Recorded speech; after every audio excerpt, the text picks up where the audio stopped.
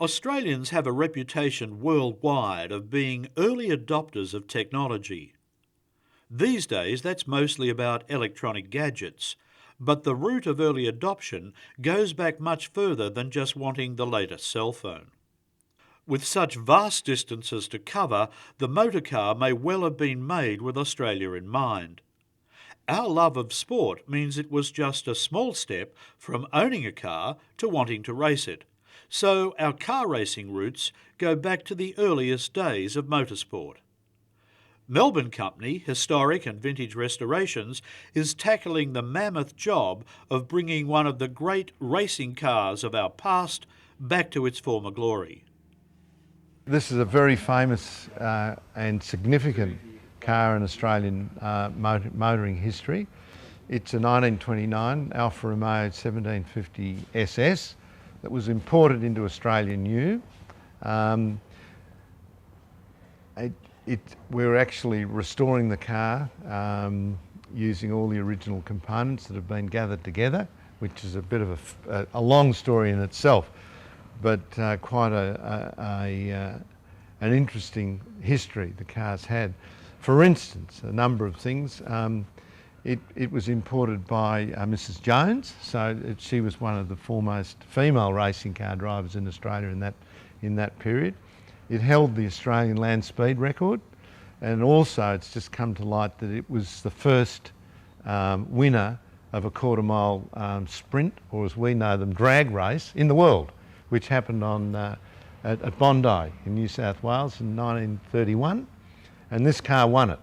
So it held the Australian land speed record and was the fastest car over a quarter mile recorded by the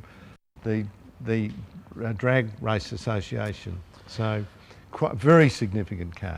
If it had been a canvas from one of the Heidelberg School of Painters, it would have been declared a national treasure and preserved appropriately. But cars have a different life. It was raced extensively in the 30s.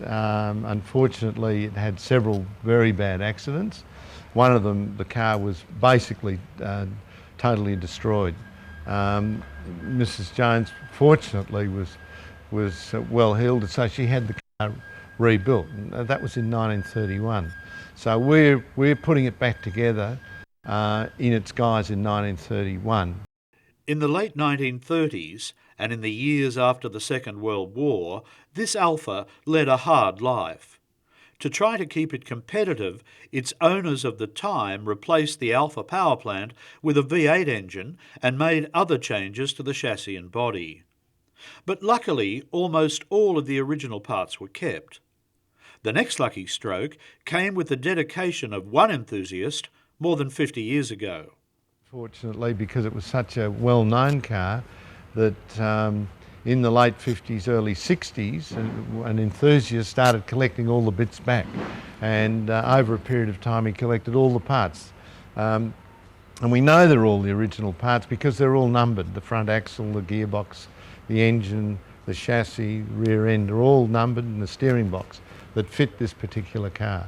The Alfa factory only made 50 of them.